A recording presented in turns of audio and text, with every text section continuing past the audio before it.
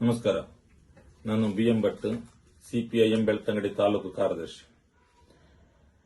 ಆತ್ಮೀಯ ಪ್ರಜ್ಞಾವಂತ ನಾಗರಿಕ ಬಂಧುಗಳೇ, ಇವತ್ತು ನಮ್ಮ ಜಿಲ್ಲೆ ಅತ್ಯಂತ ಭಯದ ವಾತಾವರಣದಲ್ಲಿ ಇರುವ ರೀತಿ ಕಾಣ್ತಾ ಇದೆ. ಒಂಥರ ಬಂದಿನ ವಾತಾವರಣ ನಿರ್ಮಾಣ ಆಗಿದೆ. ನಮಗೆ ಗೊತ್ತಿರಬೇಕು, ಹಿಂಸೆಗೆ ಯಾವತ್ತೂ ಹಿಂಸೆ ಅಲ್ಲ ಪರಿಹಾರ, ಕೊಲೆಗೆ ಕೊಲೆ ಅಲ್ಲ ಪರಿಹಾರ. ಯಾಕಂದ್ರೆ ಬೆಂಕಿ ಆರಿಸಲಿಕ್ಕೆ ಬೆಂಕಿ ಅಲ್ಲ ಔಷಧ, ಬೆಂಕಿ ಆರಿಸಲಿಕ್ಕೆ ನೀರು ಬೇಕಾಗಿದ್ದು ಇರುವುದು ಅಂತ ಹೇಳೋದು ನಮಗೆ ಗೊತ್ತಿರಬೇಕು.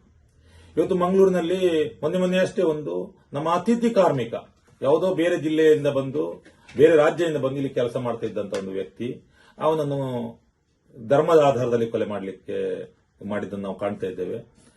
ಅದರದ್ದೇ ಪ್ರಕ್ರಿಯೆಗಳು ನಡೀತಾ ಇರುವಾಗಲೇ ಈಗ ಇನ್ನೊಂದು ಕೊಲೆ, ಯಾವುದೋ ಒಂದು ಕೊಲೆ ಕೇಸ್ನಲ್ಲಿ, ಮೊದಲಿನ ವರ್ಷದ ಕೊಲೆ ಕೇಸ್ನಲ್ಲಿ ಆರೋಪಿಸಲಾಗಿದ್ದವನನ್ನು ಕೂಡ ಈಗ ಕೊಲೆ ಮಾಡಲಿಕ್ಕಾಯಿತು.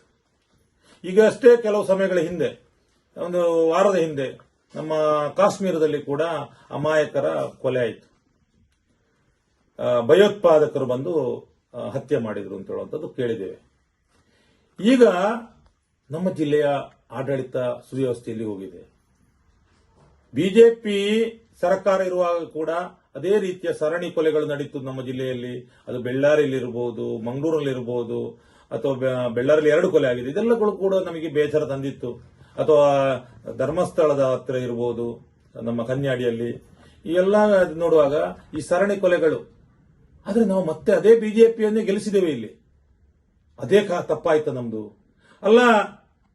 ಬಿಜೆಪಿ ಸರ್ಕಾರದಿಂದಾಗಿ ಈ ರೀತಿಯಲ್ಲಿ ಆಗಿದೆ, ಕಾಂಗ್ರೆಸ್ ಸರ್ಕಾರವನ್ನು ಅಧಿಕಾರಕ್ಕೆ ತಂದಂತ ಕರ್ನಾಟಕ ಜನತೆಯ ತೀರ್ಮಾನ ತಪ್ಪಾಯಿತು. ಯಾಕಂದ್ರೆ ಕರ್ನಾಟಕ ಸರ್ಕಾರ ಈಗ ಕಾಂಗ್ರೆಸ್ ಕೈಯಲ್ಲಿದ್ರು ಕೂಡ ಅವರು ಕೂಡ ನಮ್ಮ ಜಿಲ್ಲೆಯ ಮಟ್ಟಿಗೆ ಬಿಜೆಪಿಯ ಧೋರಣೆಯನ್ನೇ ಅನುಸರಿಸುತ್ತಿರುವುದು. ಈ ಭಯೋತ್ಪಾದಕರ ಹುಟ್ಟಡಗಿಸಲು ಸಾಧ್ಯವಾಗದಂತ ರೀತಿಯ ಆಡಳಿತವು ನಾವು ಇವತ್ತು ಕಾಣ್ತಾ ಇದ್ದೇವೆ. ಹಾಗಾದ್ರೆ ಯಾರ ತಪ್ಪಿದಿಲ್ಲಿ? ಬಿಜೆಪಿ ಸರ್ಕಾರ ಇದ್ದಾಗಲೂ ಇದೇ ರೀತಿ, ಕಾಂಗ್ರೆಸ್ ಸರ್ಕಾರ ಇದ್ದಾಗಲೂ ಇದೇ ರೀತಿ ಆದ್ರೆ ಜನರು ಯಾರನ್ನು ನಂಬಬೇಕು ಅಂತ ಹೇಳುವಂಥದ್ದು ಇಲ್ಲಿ ಪ್ರಶ್ನೆ ಬರ್ತದೆ. ಈ ಸರ್ಕಾರಗಳ ಮೇಲೆ ಇರುವ ನಂಬಿಕೆಯನ್ನೇ ಕಳ್ಕೊಳ್ಳುವಂತಹ ವಾತಾವರಣ ನಿರ್ಮಾಣ ಆಗಿದೆ. ಇನ್ನು ಒಟ್ಟಾರೆ ಜಿಲ್ಲೆಯ ಅವ್ಯವಸ್ಥೆ ನೋಡುವಾಗ ಜಿಲ್ಲಾಡಳಿತ ಇದರಲ್ಲಿ ಸಂಪೂರ್ಣ ವಿಫಲ ಆಗಿದೆ. ಇವತ್ತಿಲ್ಲಿ ಕೊಲೆ, ದರೋಡೆ, ಮೋಸ, ವಂಚನೆ, ಭ್ರಷ್ಟಾಚಾರ, ಲೂಟಿ ಅಥವಾ ಬೆಲೆ ಏರಿಕೆ, ನಿರುದ್ಯೋಗ, ಇದರ ಬಗ್ಗೆ ಯಾರು ಮಾತಾಡ್ತಾ ಇಲ್ಲ. ಇದರ ಬಗ್ಗೆ ಯಾರು ಪ್ರಸ್ತಾಪ ಎತ್ತದಂತ ವಾತಾವರಣ ನಮ್ಮ ಜಿಲ್ಲೆಯಲ್ಲಿ ಬಂದಿದೆ. ಎಲ್ಲವೂ ಕೂಡ ಇವತ್ತು ಧರ್ಮದ ಆಧಾರದಲ್ಲಿ ನಿರ್ಧರಿಸುವಂತ ದುಸ್ಥಿತಿ ನಮ್ಮ ಜಿಲ್ಲೆಯದಾಗಿದೆ. ಈ ದುರಂತ ಪರಿಸ್ಥಿತಿಯಲ್ಲಿ ನಾವು ಇದ್ದೇವೆ ಅಂತ ಹೇಳುವಂತದ್ದನ್ನು ಹೇಳಲಿಕ್ಕೆ ನಾಚಿಕೆ ಕೂಡ ಆಗ್ತದೆ ನಮಗೆ. ಈ ಪುರಾಣದಲ್ಲಿ ಏನು ಹೇಳ್ತೇವೆ ಅಂದ್ರೆ, ಈ ರೀತಿ ಭಯ ಉಂಟು ಮಾಡುವವರನ್ನು ರಾಕ್ಷಸರು ಅಂತ ಹೇಳ್ತಿದ್ದೇವೆ ನಾವು. ರಾಕ್ಷಸಿಯ ಪ್ರವೃತ್ತಿ ಅಂದ್ರೆ ಎಂತದ್ದು? ಇನ್ನೊಬ್ಬರನ್ನು ಬದುಕಲಿಕ್ಕೆ ಬಿಡೋದೇ ಇರುವಂತದ್ದು, ನನ್ನನ್ನೇ ನೀವು ದೇವರು ಅಂತೇಳಿ ಪೂಜಿಸಬೇಕು ಅಂತ ಹೇಳುವಂತದ್ದು, ನಾನು ಪೂಜಿಸುವ ದೇವರನ್ನೇ ನೀನು ಕೂಡ ಪೂಜಿಸಬೇಕು ಅಂತ ಹೇಳಿ ಬಲಾತ್ಕಾರ ಮಾಡುವಂತದ್ದು, ಇನ್ನೊಬ್ಬರಿಗೆ ಭಯದಲ್ಲಿ ಬದುಕುವ ರೀತಿಯಲ್ಲಿ, ಭಯದಿಂದಲೇ ಜೀವನ ಸಾಗಿಸುವ ರೀತಿಯಲ್ಲಿ, ಒಂದು ಗುಲಾಮರ ರೀತಿ, ಜೀದ್ದಾಳುಗಳ ರೀತಿಯಲ್ಲಿ ಬದುಕುವಂತಹ ವಾತಾವರಣ ನಿರ್ಮಾಣ ಮಾಡೋದನ್ನು ನಾವು ಆ ಕೆಟ್ಟ ಸಂಸ್ಕೃತಿಯ ವ್ಯಕ್ತಿಗಳನ್ನು, ಆಡಳಿತಗಾರರನ್ನು ರಾಕ್ಷಸರು ಅಂತ ಹೇಳುವಂಥದ್ದು ಪುರಾಣದ ಕಥೆಗಳಲ್ಲಿ ಕೇಳಿದ್ದೇವೆ. ಆದರೆ ಇವತ್ತು ಪ್ರಜಾಪ್ರಭುತ್ವ ರಾಷ್ಟ್ರದಲ್ಲಿ ಕೂಡ ಮನುಷ್ಯರನ್ನು ಬದುಕಲಿಕ್ಕೆ ಬಿಡದಂತಹ ರೀತಿಯಲ್ಲಿ, ಒಂದು ಜನರಲ್ಲಿ ಭಯ ಹುಟ್ಟಿಸುವಂತಹ, ಏನಿದ್ರು ತಾನೇ ತೀರ್ಮಾನ ಕೊಡೋದು ಕೊಲೆ ಮಾಡುವಂತದ್ದು, ಈ ರೀತಿಯಲ್ಲಿ ಏನು ಪುರಾಣದ ಕಥೆಗಳಲ್ಲಿ ನಾವು ರಾಕ್ಷಸೀಯ ಪ್ರವೃತ್ತಿಯಿಂದ ಯಾವುದನ್ನು ದೂಷಣೆ ಮಾಡ್ತಿದ್ದೇವೋ, ಯಾಕೆ ಅವರನ್ನು ರಾಕ್ಷಸರು ಅಂತ ಹೇಳ್ತಿದ್ದೇವೋ, ಅದೇ ರೀತಿಯ ಘಟನೆಗಳು ಇವತ್ತು ಕೆಲವರಲ್ಲಿ ನಡೀತಾ ಇದೆ ಅಂತ ಹೇಳಿದ್ರೆ, ಇಂತಹ ರಾಕ್ಷಸೀಯ ಪ್ರವೃತ್ತಿಯನ್ನು ಮಟ್ಟ ಹಾಕುವಲ್ಲಿ ನಾವು ವಿಫಲರಾಗಿದ್ದೇವೆ ಅಂತ ಹೇಳಿದ್ರೆ ಅರ್ಥ. ಇದನ್ನು ನಾವು ಖಂಡಿಸಬೇಕಾಗಿದೆ. ಈ ದುಷ್ಟರನ್ನು ನಾಶ ಮಾಡಲಿಕ್ಕೆ ಹೇಗೆ ಹಿಂದೆ ಅವತಾರ ಪುರುಷಗಳು ಬರ್ತಿದ್ದೇವೆ ಅಂತೇಳಿ ನಾವು ಕಥೆಗಳಲ್ಲಿ ಕೇಳ್ತೇವೋ, ಇವತ್ತು ಮತದಾರರೇ ಅವತಾರ ಪುರುಷರು. ಇಂಥ ವ್ಯವಸ್ಥೆಯನ್ನು ಮಟ್ಟ ಹಾಕಲಿಕ್ಕೆ ಮತದಾರರು ಸಿದ್ಧರಾಗಬೇಕು. ಈಗ ದುಡಿಮೆಗಾರರು, ಶ್ರಮಜೀವಿ ವರ್ಗ ಐಕ್ಯತೆಯಿಂದ ಇದನ್ನು ಎದುರಿಸಲಿಕ್ಕೆ ಸಾಧ್ಯ ಆಗಬೇಕು. ಶಾಂತಿ ಸುವ್ಯವಸ್ಥೆ ಕಾಪಾಡಲಿಕ್ಕೆ ಪೊಲೀಸರಿಗೆ ನಾವೆಲ್ಲರೂ ಕೂಡ ಒಟ್ಟಾಗಿ ಬೆಂಬಲ ಕೊಡಬೇಕು. ಪೊಲೀಸರು ಇದನ್ನು ಶಾಂತಿಯನ್ನು ಮರುಸ್ಥಾಪನೆಗೆ ಸಾಧ್ಯವಿರುವ ಎಲ್ಲಾ ಕೆಲಸಗಳನ್ನು ಮಾಡಬೇಕು ಅಂತ ಹೇಳುವಂತದ್ದನ್ನು ಕೂಡ ನಾವು ಇಲ್ಲಿ ಹೇಳಲಿಕ್ಕೆ ಬಯಸ್ತೇನೆ. ಮತ್ತೆ ಕೊಲೆಯಲ್ಲಿ ಸ್ಪರ್ಧೆ ಇರಬಾರದು. ಅವೊಂದು ಕೊಲೆ ಮಾಡಿದ, ಇವೊಂದು ಕೊಲೆ ಮಾಡಿದ, ಇದು ಈ ಸ್ಪರ್ಧಾತ್ಮಕವಾಗಿ ಲೆಕ್ಕಾಚಾರದಲ್ಲಿ ಹೋಗುವಂತದ್ದು ಕೂಡ ಅಮಾನವೀಯ ರಾಕ್ಷಸೀಯ ಪ್ರವೃತ್ತಿ. ಮತ್ತೆ ಇನ್ನೊಂದು, ಇದರಲ್ಲಿ ಪ್ರತಿಷ್ಠೆಯು ಬರಬಾರದು.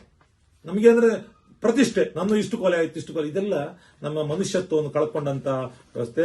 ಅದರಿಂದ ನಾವು ಇಲ್ಲಿ ಅಹಿತಕರ ಘಟನೆ ಆಗದ ರೀತಿಯಲ್ಲಿ ಪೊಲೀಸರಿಗೆ ಪೂರ್ಣ ಬೆಂಬಲ ಕೊಟ್ಟು ಜಿಲ್ಲೆಯನ್ನು ಉಳಿಸುವಂತಹ ರೀತಿಯಲ್ಲಿ, ಜಿಲ್ಲೆಯ ಜನರ ಬದುಕನ್ನು ಉಳಿಸುವ ರೀತಿಯಲ್ಲಿ, ಭಯ ಹೋಗಲಾಡಿಸುವ ರೀತಿಯಲ್ಲಿ ನಾವೆಲ್ಲರೂ ಕೂಡ ಒಮ್ಮತದಿಂದ ಕೆಲಸ ಮಾಡಬೇಕು. ಇನ್ನು ಜನಪ್ರತಿನಿಧಿಗಳು ಹೇಳಿಕೆ ಕೊಡುವ ಕೂಡ ಉದ್ರೇಕಕಾರಿಯಾದಂತಹ ಹೇಳಿಕೆಗಳನ್ನು ಕೊಡಬಾರದು. ನಾವು ಪ್ರತಿಕಾರ ಕೈಗೊಳ್ಳುತ್ತೇವೆ ಅಂತ ಹೇಳಿ ಈ ರೀತಿಯೆಲ್ಲ ಹೇಳಿಕೆ ಕೊಡುವಂತದ್ದು ಕೂಡ ಇದು ಈ ಭಯದ ವಾತಾವರಣ ಸೃಷ್ಟಿಸುವಂತಹ ಭಯೋತ್ಪಾದಕರನ್ನು ಉದ್ರೇಕಿಸುವಂತ ಕೆಲಸ ಆಗ್ತದೆ. ಶಾಸಕರಾದಂತವರು ಹೇಳಿಕೆ ಕೊಡುವಾಗ ಭಾರಿ ಜಾಗೃತೆ ಬೇಕು. ಅವರು ಜನಪ್ರತಿನಿಧಿಗಳು ಅಂತವರು ಕೂಡ ಹೇಳಿಕೆ ಕೊಡುವಂತದ್ದು ಇನ್ನೊಂದು ರೀತಿಯಲ್ಲಿ, ಇನ್ನೂ ಕೂಡ ಹಿಂಸಾತ್ಮಕ ಧೋರಣೆಗಳು, ಇನ್ನಷ್ಟು ಕೊಲೆಗಳು ಇಲ್ಲಿ ನಡೀಲಿ ಅಂತ ಹೇಳುವ ರೀತಿಯಲ್ಲಿ ಬೆಂಕಿ ಹಚ್ಚುವ ಮಾತುಗಳನ್ನು ಆಡ್ತಾ ಇದ್ದಾರೆ. ಇದು ಕೂಡ ಖಂಡನೀಯ. ಅವರ ಮೇಲೆ ಕೂಡ ನಾವು ಕ್ರಮಗೊಳ್ಳಲಿಕ್ಕೆ ಈ ಸರ್ಕಾರಕ್ಕೆ ಸಾಧ್ಯ ಆಗಬೇಕು. ಸರ್ವೇ ಜನ ಸುಖಿನೋ ಭವಂತು, ವಸುದೈವ ಕುಟುಂಬಕ್ಕೂ ಅಂತ ಹೇಳುವಂತ ಏನು ಸಂದೇಶ ಇದೆ ಅದನ್ನು ಅಕ್ಷರಶಃ ಪಾಲಿಸಲಿಕ್ಕೆ ಕರ್ನಾಟಕದ ಅಥವಾ ದಕ್ಷಿಣ ಕನ್ನಡ ಜಿಲ್ಲೆಯ ಜನರು ಬದ್ಧರಿರಬೇಕು. ಆ ಮೂಲಕ ಜಿಲ್ಲೆಯನ್ನು ಶಾಂತಿಯುತ ಜಿಲ್ಲೆಯನ್ನಾಗಿ, ಬುದ್ಧಿವಂತರ ಜಿಲ್ಲೆಯನ್ನಾಗಿ, ಅಭಿವೃದ್ಧಿಶೀಲ ಜಿಲ್ಲೆಯನ್ನಾಗಿ ಮರುಸ್ಥಾಪಿಸಲಿಕ್ಕೆ ಸಹಕಾರ ಕೊಡಬೇಕು.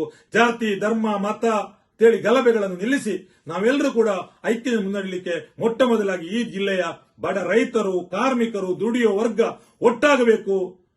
ಈ ಧರ್ಮವನ್ನು ಪ್ರತಿಷ್ಠಾಪನೆ ಮಾಡಲಿಕ್ಕೆ, ಸಂಸ್ಥಾಪನೆ ಮಾಡಲಿಕ್ಕೆ, ಈ ಅಧರ್ಮಿಗಳನ್ನು ಮಟ್ಟ ಹಾಕಲಿಕ್ಕೆ ಮತದಾರರಾಗಿ ನಾವು ಸಿದ್ಧರಾಗಬೇಕು. ನಮ್ಮಲ್ಲಿ ಐಕ್ಯತೆ ಬರಬೇಕು ಅಂತ ಹೇಳುವ ಮಾತನ್ನು ಹೇಳಿ ನನ್ನ ಮಾತು ಮುಗಿಸ್ತೇನೆ. ನಮಸ್ಕಾರ.